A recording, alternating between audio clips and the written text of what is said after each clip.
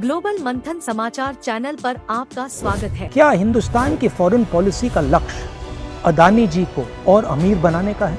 पिछले 9 सालों से मोदी जी ने भारत को भ्रम में रखा है और अदानी जी को अपने साथ विश्व भ्रमण में।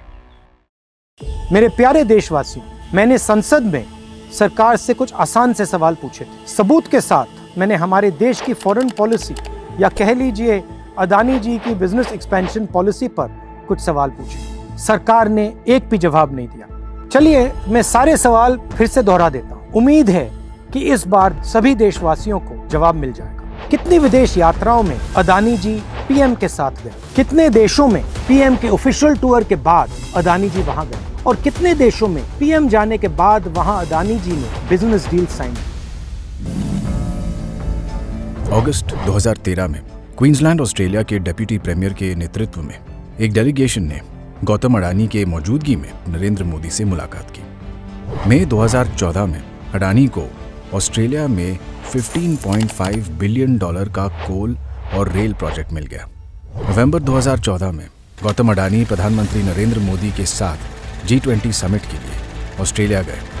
इस ट्रिप में गौतम अडानी और SBI चेयरमैन अरुंधति भट्टाचार्य ने SBI की ओर से अडानी को कार्माइकल माइन एक्वायर करने के लिए $1 बिलियन के लोन के लिए एक MOU पर साइन किए। अब सवाल ये उठता है कि इन बैंकों में रखे हुए पैसे जो आपके पैसे हैं, उनको खतरे में कौन डाल रहा है? उन बैंकों पर कौन ये प्रेशर बना रहा है? जून 2015 में प्रधानमंत्री मोदी अपने पहले बांग्लादेश दौरे पर गए।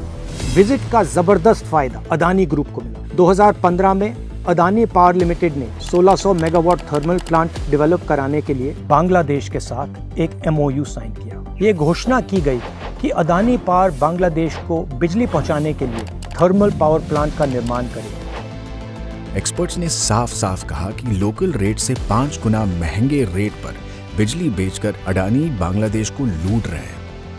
क्या हिंदुस्तान की फॉरेन पॉलिसी का लक्ष्य अदानी जी को और अमीर बनाने का है?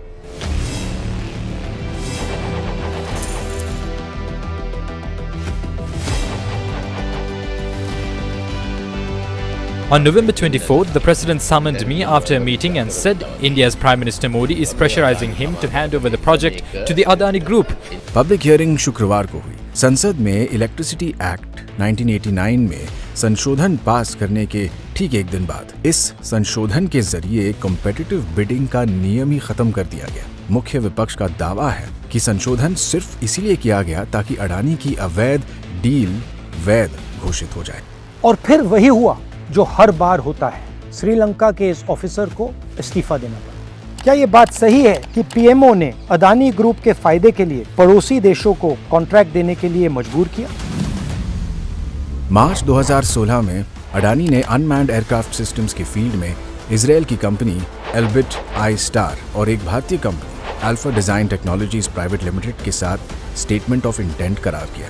इस करार का ऐसा जादू चला कि एल्बिट सिस्टम्स को भारत के रक्षा मंत्रालय ने Mi-17 हेलीकॉप्टरों को मेंटेन और अपग्रेड करने के लिए $110 मिलियन का ठेका दे डाला। 2017 में पीएम मोदी इजराइल गए, डिफेंस प्रोडक्ट्स में जॉइंट डेवलपमेंट एंड कोऑपरेशन की घोषणा की और इसके अगले ही साल अदानी ग्रुप को अल्फा डिजाइन टेक्नोलॉजी लिमिटेड में 26% हिस्सेदारी मिल गई। भारत में HAL और भारत डायनामिक्स जैसी कंपनियां कटिंग एज ड्रोन बनाती हैं, मगर इसके बावजूद अदानी ग्रुप को ही ड्रोन डेवलपमेंट और मैन्युफैक्चरिंग के लिए कॉन्ट्रैक्ट्स क्यों दिए गए? सवाल अब भी वही है, क्या ये भारत की फॉरेन पॉलिसी है या अडानी के बिजनेस को दुनिया भर में बढ़ाने की पॉलिसी है? अब जापान हो या स्वीडन, मलेशिया हो या Iran, Mozambique, Oman, Myanmar, Vietnam, चाहे चाइना हो या फिर पाकिस्तान, देश कोई भी हो, रेस अगर डील पाने की है तो उसमें अडानी एंटरप्राइज की जीत पक्की है।